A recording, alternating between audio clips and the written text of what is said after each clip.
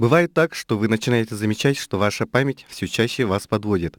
Вам стало сложнее выполнять повседневные привычные дела, труднее сосредоточить свое внимание, вы медленнее читаете и с большим трудом запоминаете прочитанное. Прежде всего, не надо паниковать. У якутян появилась уникальная возможность пройти индивидуальную консультацию специалиста в кабинете памяти.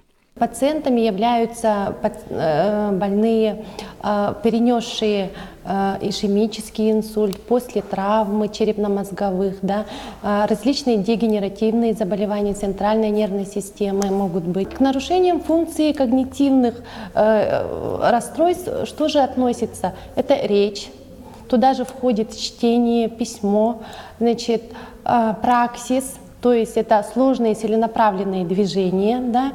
Гнозис, это то есть узнавание, распознавание, а также внимание, память и мышление, интеллект.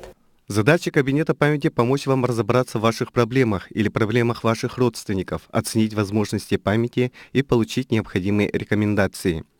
В плане намечается развитие кабинета такими специалистами, как клинический медицинский психолог и логопед. Деструктивные эмоциональные состояния, как, к примеру, депрессия, они тоже приводят к снижению когнитивных функций. И их учет очень важен при организации таких коррекционных мероприятий. После диагностического этапа мы планируем проведение когнитивного тренинга. То есть это специально разработанные занятия по развитию памяти, внимания и мышления. И этой весной на базе гериатрического центра мы уже проводили такой пробный когнитивный тренинг. Был хороший отклик, то есть пациенты сами отмечали необходимость таких занятий. Кабинет памяти также ведет работу на выявление на ранней стадии таких социальных проблем, как болезнь Альцгеймера и старческого слабоумия. Так в каких же случаях стоит задуматься о визите к врачу? Если пациент, значит, замечает, что начал замечать снижение памяти у себя, да, или же сам он этого не замечает, а замечают родственники. Такое тоже может быть.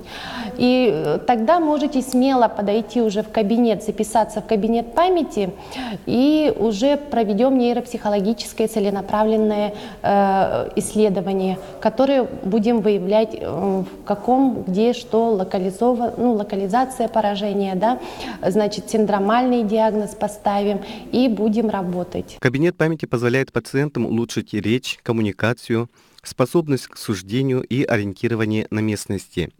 После курса занятий у больных повышается активность, появляются позитивные эмоции, улучшаются навыки пользования предметами обихода. Алексей Лукин, Арсен Степанов, Якутск.